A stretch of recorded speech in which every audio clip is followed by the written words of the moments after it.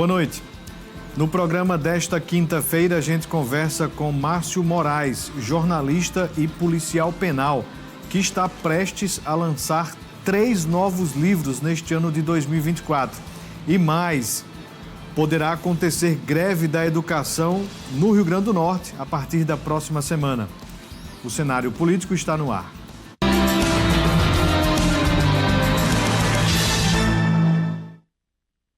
Boa noite para você, minha amiga telespectadora. Boa noite para você, meu amigo telespectador. Estamos começando mais uma edição aqui do Cenário Político TCM, ao vivo para todo o Rio Grande do Norte. Agradecendo a audiência de você que nos acompanha aqui em Mossoró, você nos assistindo em Natal, você em Parnamirim, Pau dos Ferros, você em Upanema. Alô, Felipe Guerra, todo o Rio Grande do Norte, todo o estado potiguar, acompanhando aqui a programação da TCM.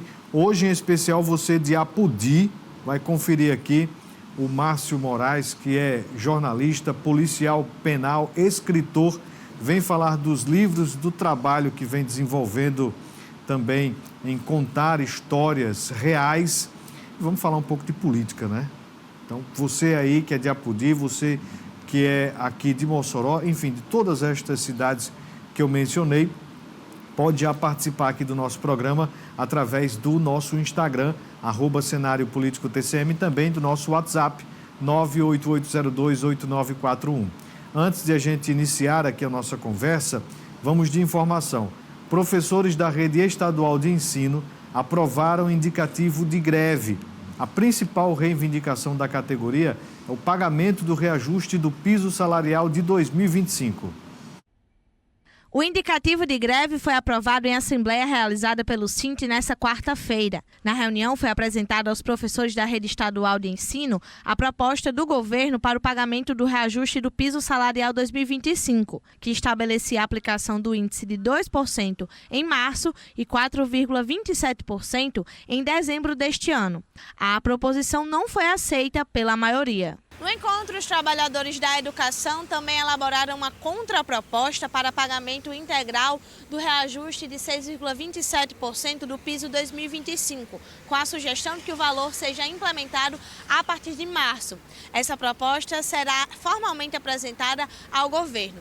Também ficou decidida uma nova assembleia para o dia 25 de fevereiro, que deve definir a deflagração da greve. Então nós teremos uma assembleia na próxima terça-feira, que divulgaremos aí os detalhes nos nossos meios de comunicação, mas desde já a gente convoca a categoria em peso para estar presente, não só presente na assembleia, mas estar presente na luta, nos encaminhamentos. Porque não se faz greve, né, se não tiver a categoria presente, estando em todos os nossos atos, em todas as nossas lutas que teremos que fazer, inclusive mobilizar nas escolas. Então a gente convida aqui aquele companheiro e a companheira que não está convencida da importância e da necessidade da greve, que possa aderir no prazo correto para que a gente possa ter uma greve forte, representativa, e que para o governo, para isso que o governo possa apresentar uma proposta que seja convincente. Porque a proposta que foi apresentada pelo governo até agora, na verdade, foi rejeitada quase por unanimidade pela categoria. Além do reajuste de 2025, os professores também alegam outras pautas de reivindicação, como o pagamento dos retroativos dos pisos de 2023 e 2024 e a revisão do plano de cargos, carreiras e remuneração dos servidores da educação. Portanto, a gente vai ter, possivelmente, mais uma greve aqui no Rio Grande do Norte. O nosso jornalismo já mostrou hoje, inclusive, o retorno das atividades do Detran. Os servidores do órgão deflagraram greve na segunda-feira. Houve um processo de negociação e eles retornaram às atividades nesta quinta-feira. Uma pressão enorme por auxílio alimentação e por concurso. Os servidores da educação, anualmente, neste mês de fevereiro, já a partir de janeiro, na verdade, tem essa cobrança pelo cumprimento, pelo pagamento do reajuste do piso do magistério, que é o que eles mesmos reforçam, a valorização destes profissionais. Para este ano, o reajuste está em 6,27%. O governo do estado diz que tem interesse em pagar. Alguns municípios já estão pagando. Mossoró ainda está no processo de diálogo. Então, na próxima semana, dia 25, vai ter nova assembleia do Sindicerpo aqui em Mossoró, o sindicato que representa os servidores públicos municipais, ao mesmo tempo que acontece essa assembleia do Sint, dos trabalhadores do Estado. Então, realmente, aí está uma semana decisiva, a semana que vem, com relação à educação, tanto no Estado quanto aqui em Mossoró. E a gente, claro, vai acompanhar tudo. Vamos iniciar a nossa entrevista desta quinta-feira. Márcio Moraes é jornalista, escritor, policial penal. A sua atividade como policial penal tem proporcionado aí muitas ideias, né, com relação a livros, e está prestes a lançar. Eu imaginava que seria mais um, mas na verdade são 3 livros neste ano de 2025. Márcio, que sempre está aqui no nosso programa, você já conhece, é o nosso parceiro aqui do cenário político. Márcio Moraes, seja mais uma vez bem-vindo aqui ao nosso programa. Quais os livros que vem aí? Vem o Por Trás das Grades 4 e quais são os outros 2? Boa noite. Boa noite, Vanúvio. Boa noite, Apodi. A TCM chega bem lá em Apodi, né? Vanúvio, eu estou lançando o Por Trás das Grades 4, que já está na revisão, diagramação. Eu devo lançar no máximo até junho. E estou trabalhando um livro com Pedro Rocha, aquele que é ex-assaltante de bancos. E para o final do ano eu pretendo lançar o Ecos das Grades, que é um livro com 15 capítulos, com histórias de mulheres que se tornaram criminosas, que enveredaram por esse mundo do crime, através do tráfico, de homicídio, latrocínio e vários outros tipos de crimes, porque o crime não está limitado só ao homem. Eu vou mostrar, através do Ecos das Grades, 15 histórias de mulheres que cumpriram ou ainda cumprem pena no sistema prisional do Rio Grande do Norte, em cadeias de Mossoró, Natal, Caicó, e que eu tive um contato com elas e entrevistei, e elas me passaram o roteiro da vida delas, enquanto jovem, as oportunidades que deixaram de ter para hoje estar encarceradas. Márcio, vamos falar um pouco do que gerou tudo isso. Você, como policial penal, como profissional que atuou inclusive aqui em Mossoró, mas como foi esse início, né, da sua vida profissional como agente penitenciário, hoje policial penal, sendo um jornalista, né, também há muito tempo? Como foi esse start para poder, dentro dessa sua nova atuação profissional, contar essas histórias? Olha, Vanúvio, eu sempre gostei de escrever. Eu sempre gostei de escrever. Eu passei pelo jornal Gazeta do Oeste, Jornal de Fato, o Mossoroense. E chegando no sistema prisional, como policial penal, em 2010, eu comecei a ver aquelas histórias, conversando com aqueles internos e vendo que eu tinha como lançar um livro com histórias do sistema prisional. Foi a partir daí que eu comecei a organizar. E assim, quem leu o primeiro livro de Por Trás das Grades e leu o terceiro, vai ver que eu não romantizo o crime. Eu não romantizo o crime. Eu tento passar para o leitor que o crime não compensa. Principalmente esses livros que eu lancei, é importante que o jovem leia para ele ver que o crime não é aquilo que ele vê no filme, que ele viu nos anos 80, 90, nas páginas da Gazeta do Oeste, do Jornal de Fato, do Mossoroense, Tribuna, Diário de Natal, tipo um Pedro Rocha da vida, que toda semana era ali as primeiras páginas dos jornais e hoje vive uma vida difícil. Ele é vivo ainda? É vivo, tem 66 anos, mas a situação dele é difícil. Ele mora de aluguel, ele vive da ajuda de uma irmã e de um filho e de um benefício do INSS, aquele BPC Loas. E até a medicação dele ele pega na Unicat, na farmácia popular, porque não tem condições de comprar. A gente vai falar mais sobre o Pedro Rocha, mas só para fechar esse primeiro bloco, então todas essas histórias, contar, não romantizar, mostrar como é que a violência ela entra nessas famílias foi o grande objetivo seu. Pois é, para o jovem entrar no mundo do crime, ele não precisa ser só, como se diz aquele velho jargão, um favelado, ele morar na periferia, não. Lá na Mário Negócio tem muito preso que não morava na periferia, não. Que morava aqui na Nova Betânia, que morava aí. Lá eu conheci um interno, que inclusive ele foi condenado a mais de 130 anos, ele com 25 anos, que ele conheceu vários países, Portugal, Inglaterra, ele conheceu vários países e hoje está lá. Por quê? Porque ele se acompanhou, ele seguiu os passos de pessoas erradas. Então, se ele tivesse junto com pessoas boas, ele não estava lá condenado a 135 anos, não.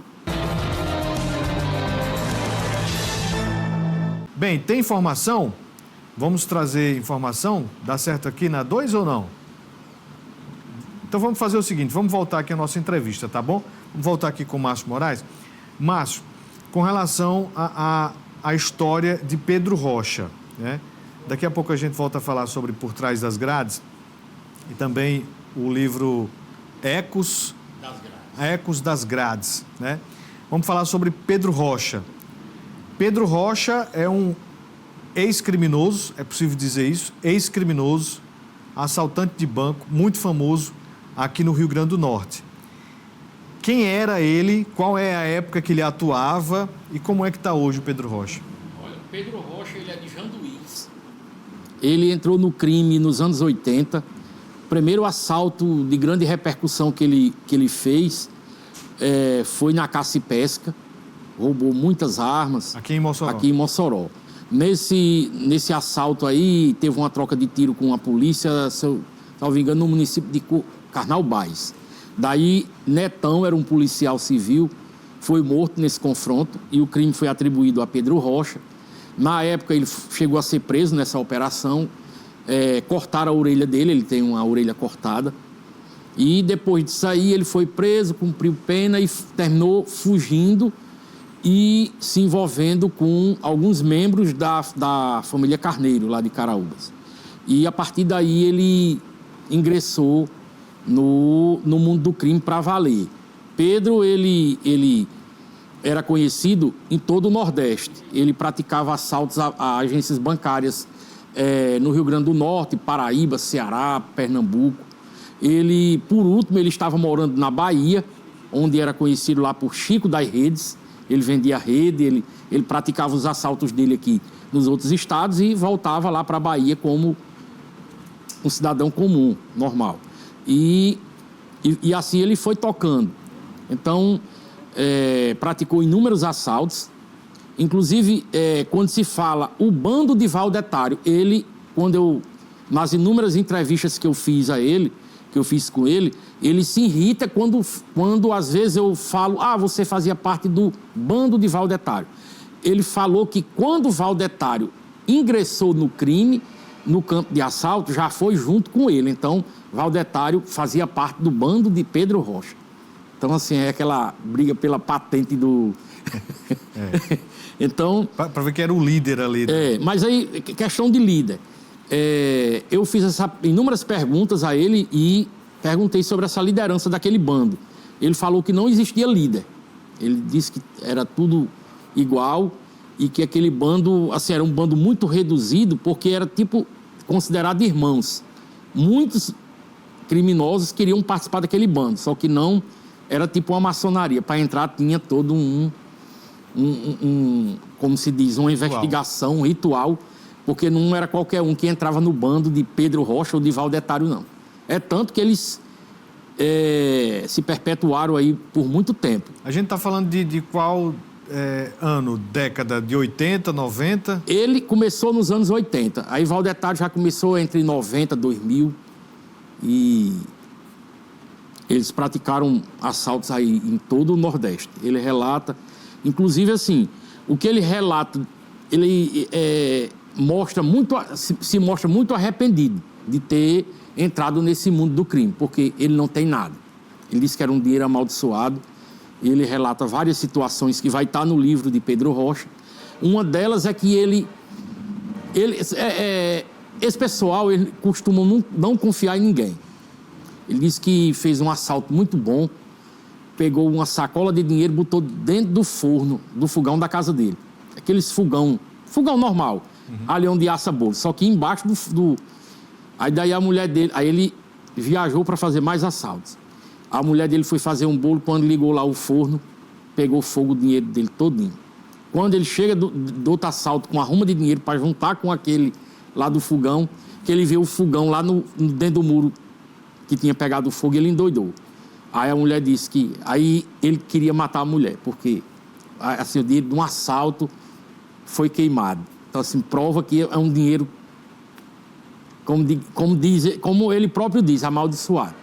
Por que gera tanto... Hoje em dia é uma palavra muito usada nas redes sociais. Por que gera tanto engajamento, interesse, este tipo de história? Porque eu sempre falo com o Márcio, ele já tinha avisado, apontado que iria escrever esse livro. Da última vez que esteve aqui no Cenário Político, já falava sobre isto, mas recentemente, né, saiu uma nova notícia sobre a publicação do livro de Pedro Rocha e gerou, de fato, um movimento muito grande na internet. Por que gera tanto interesse, hein, Márcio? Olha, Vanúvio, os 3 livros por trás das grades, o sucesso foi tão bom que eu tive que criar um Instagram, que é livro por trás das grades, e um site que é portrasdasgrades.com.br, porque eu vendo ele para todo o Brasil.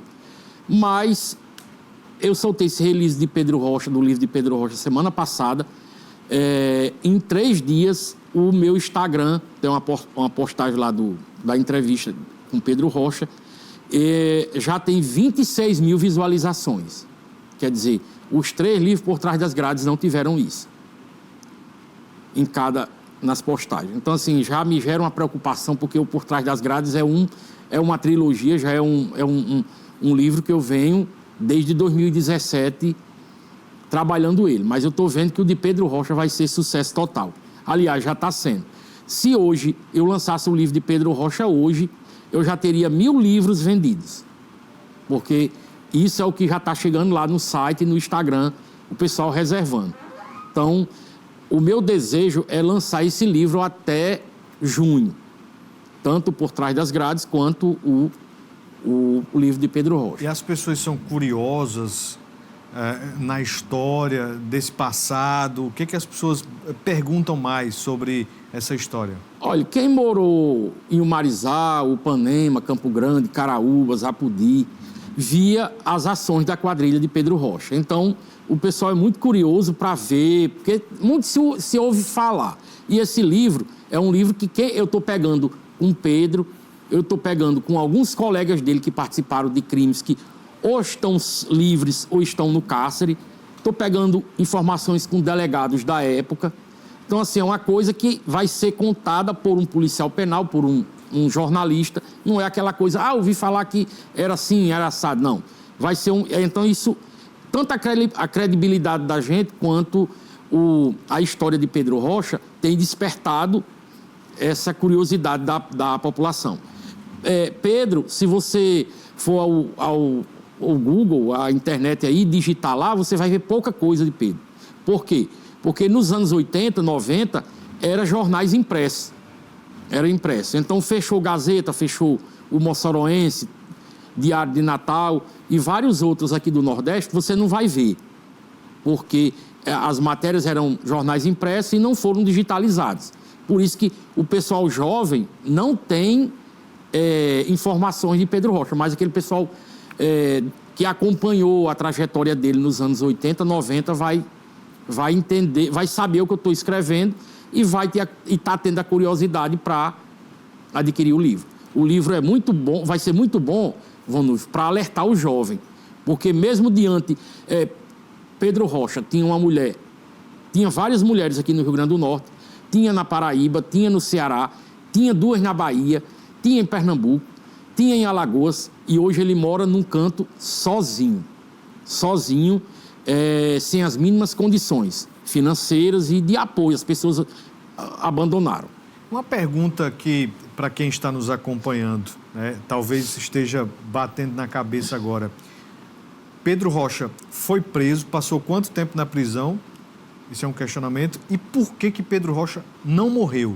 Por que não mataram ele nessas ações, nessa prisão? Por que isso não aconteceu? Olha, Pedro Rocha, a vida dele, ele passou ou preso ou fugindo.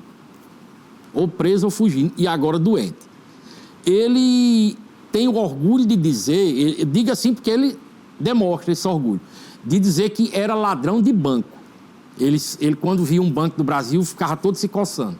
Agora, para matar não era com ele. Se ele pudesse fugir de questões ligadas ao homicídio, ele fugia. Eu perguntei a ele se ele aconselhava alguns companheiros dele do crime para...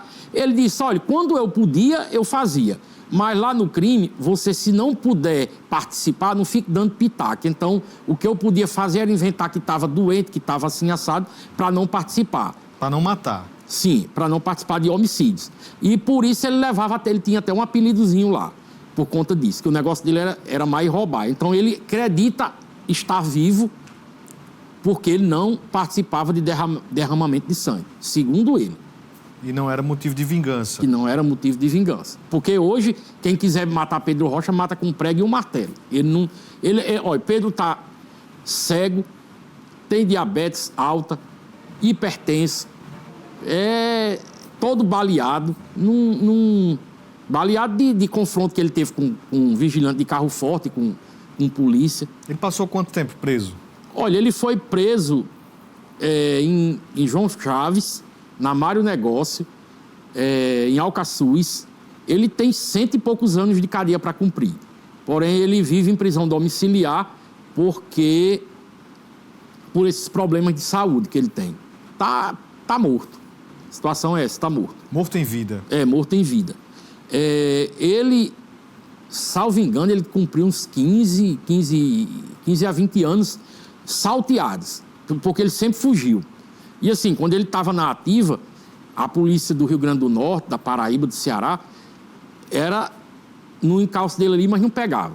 Vieram pegar ele em Alagoas, depois de um acidente que ele morava na Bahia.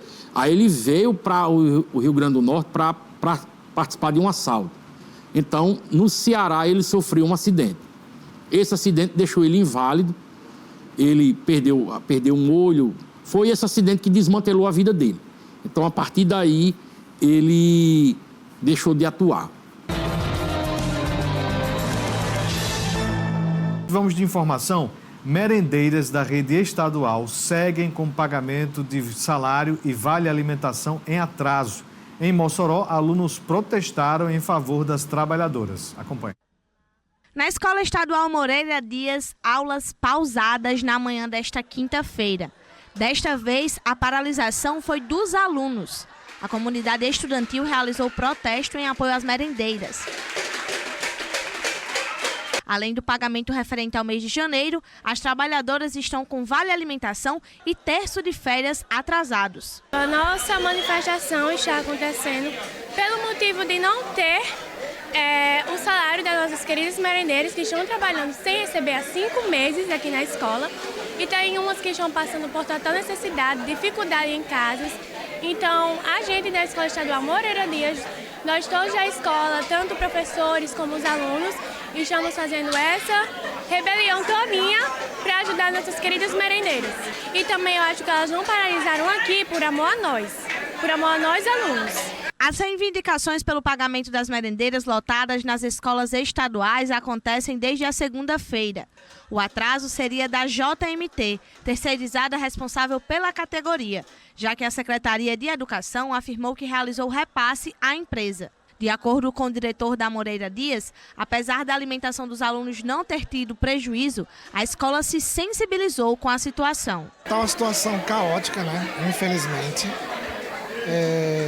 Nós tivemos a notícia só essa semana que essas meninas estavam com 5 férias dentro e o salário atrasado.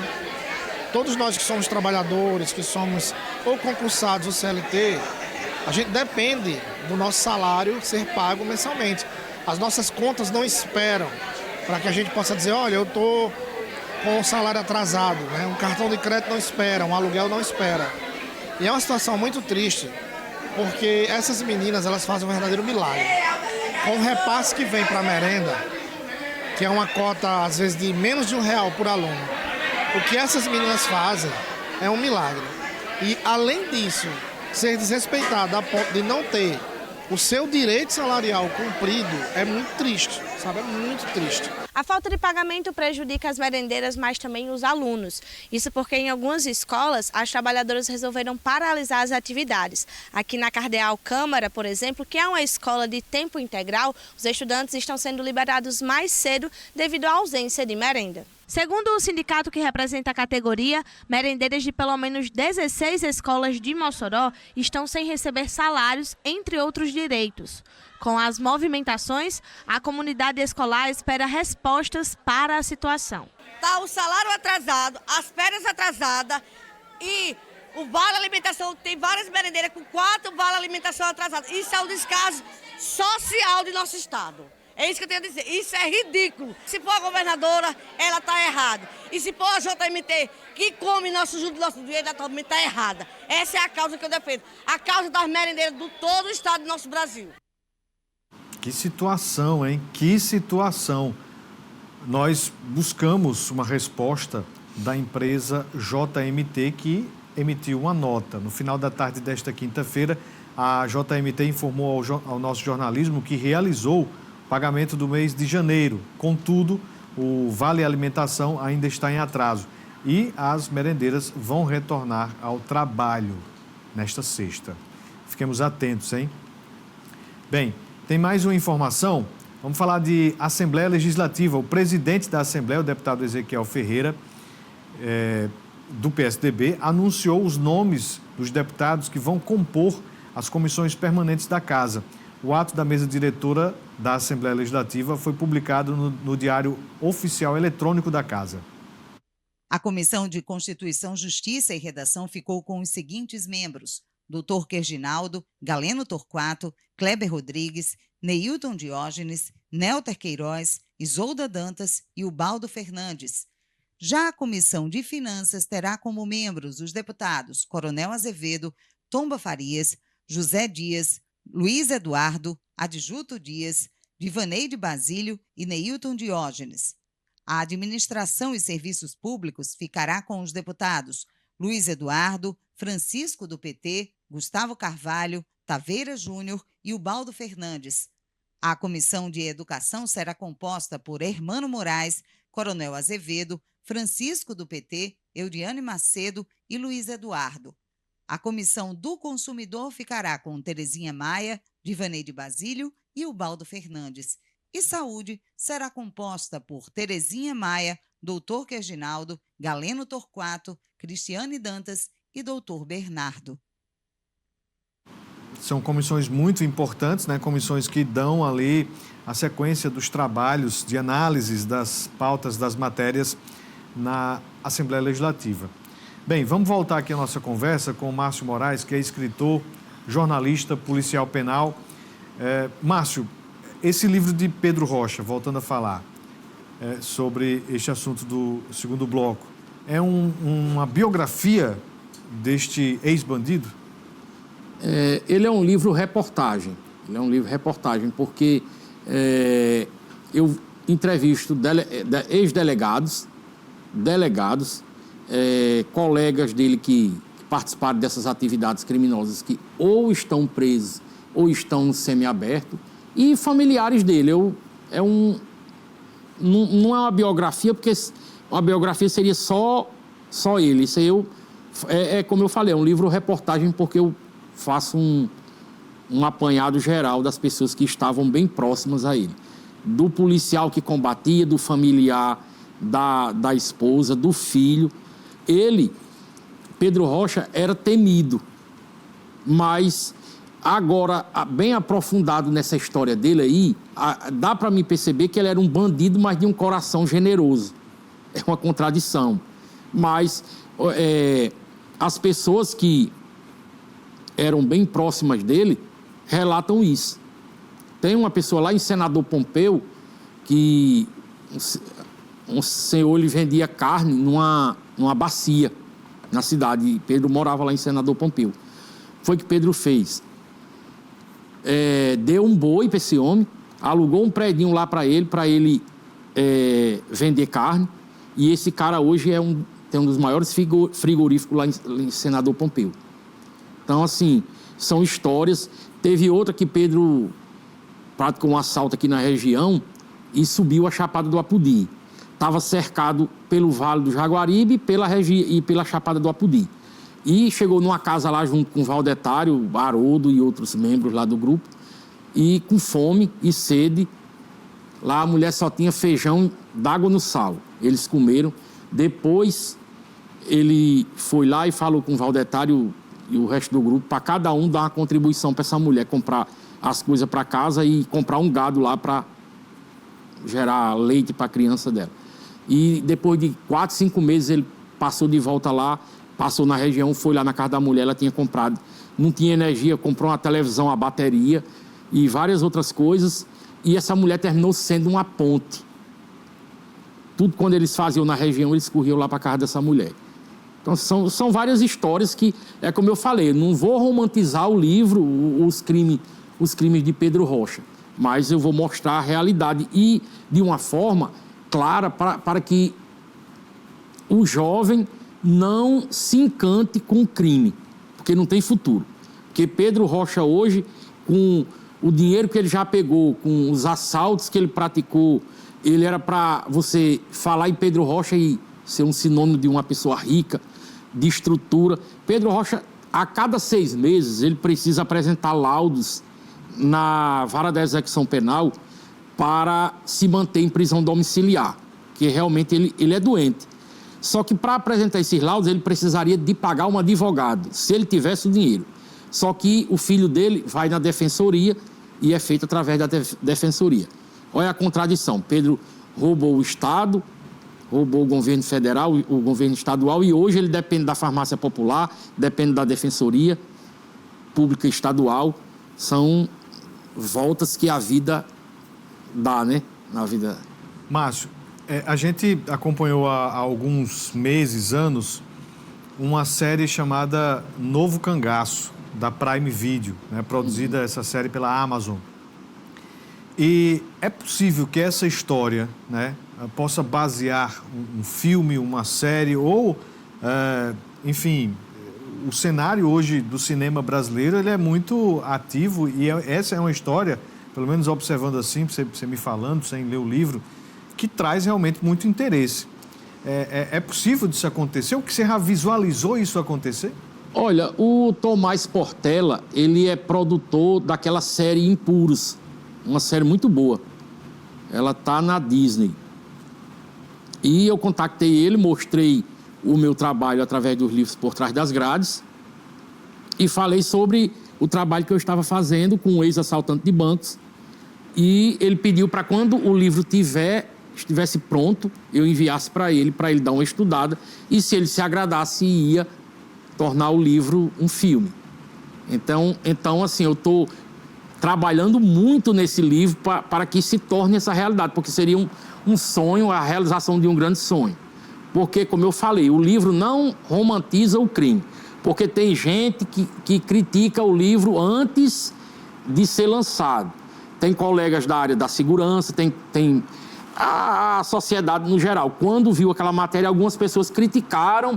Eu repito, não romantiza o crime. O livro, o objetivo é fazer com que o jovem passe a ver o crime de outra forma, porque como policial penal com 15 anos de atuação, eu vejo que tem gente presa porque se encantou com o Valdetário, com o Pedro Rocha, vendo eles na capa dos jornais todos os dias, e eu quero passar para a população jovem, que o crime não é aquilo ali.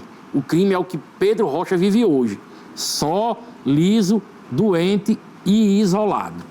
José Santos pergunta, o livro vai ser lançado quanto vai custar? É possível fazer essa compra antecipada? Tem um nome para isso, né? É a compra, enfim, mas é de forma antecipada, né? E como é que está essa sua programação para o livro de Pedro Rocha e para os demais? Olha, o livro eu pretendo lançar em junho, aqui em Mossoró. Vou lançar em Mossoró, Apudi, Caraúbas, vou lançar nas cidades onde ele tinha uma atuação forte. Então, eu vou deixar para quando eu lançar, iniciar a venda. Ele vai ficar em torno de 50 ou 60 reais. Porque semelhante ao preço dos Por Trás das Grades. E o Por Trás das Grades também vem aí a 4ª edição. A 4ª edição, que também vai ser esse preço. O livro de Pedro vai ter entre 25 e 30 capítulos, entre 250 páginas. Então, não é um livro longo, porque fica cansativo, não é um livro... Mas é um livro que vai contar tudo. Vai contar tudo. E está ficando muito bom. Muito bom, que eu sonho que ele se torne um filme. Meu amigo, e se for a data de lançamento o 13 de junho, que é a data que Lampião tentou invadir Mossoró, aí fica bem simbólico, emblemático aí para o Márcio Moraes. Márcio, ainda dá tempo de a gente falar sobre o livro Ecos das Grades, que é o livro que você vai contar só a história de mulheres. E essas mulheres, elas entram por causa desse contato com os homens nessa criminalidade? Olha, Vanúvio, tem muita mulher que hoje está presa por conta do amor, porque se envolveu. E assim, a mulher, ela ainda aguenta um tempo visitando o seu parceiro, mas são poucos os parceiros que vão lá visitar as mulheres. O que eu pude ver é que a mulher, quando entra no crime, ela entra para valer. Para valer. Tem muita história. Nesse livro tem história de filha que matou o pai para ficar com herança. Tem muita história, assim, de arrepiar o cabelo, os pelos do corpo. Então, assim, é um livro que vai ser muito bom também. Ser muito bom. Ainda nós temos um minuto, mas uma questão importante, Márcio.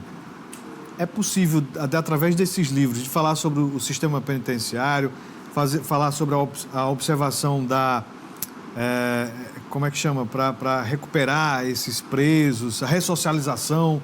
Olha, o sistema prisional de hoje é diferente daquele de 80, de 90, que era só encarcerar. Hoje, até muitas vezes até criticado, mas o Estado tem que fazer isso, está na lei. Hoje, no sistema prisional, você tem oportunidade de trabalhar, de se qualificar, de estudar. Recentemente, os internos de Apodi tiveram um curso de mecânico de moto.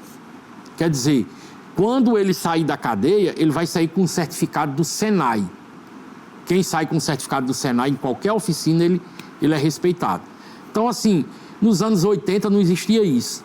E hoje o preso não é que o cara tem que ser preso para se qualificar, mas dentro da cadeia hoje é outra realidade. O preso tem assistência religiosa, tem saúde, tem educação. E isso é importante, ao meu ver, é muito criticado às vezes, mas é muito importante ao meu ver, porque independente do crime que o cara praticou, ele é um ser humano. As pessoas criticam hoje, mas se amanhã ele tiver um parente preso, ele vai querer que o parente dele tenha educação lá, tenha acesso à educação, tenha acesso à saúde, tenha acesso a uma boa alimentação. Então, assim, eu vejo como a questão do ser humano. Eu não estou defendendo crime A, crime B, não. Eu vejo que é dever do Estado, está na lei, então a gente tem que cumprir. Márcio Moraes, escritor, jornalista, policial penal. Para a gente finalizar, agradecer aqui a sua presença mais uma vez. Seja sempre bem-vindo. Fica aí o Instagram para quem quiser saber mais informações. Livro Por Trás das Grades.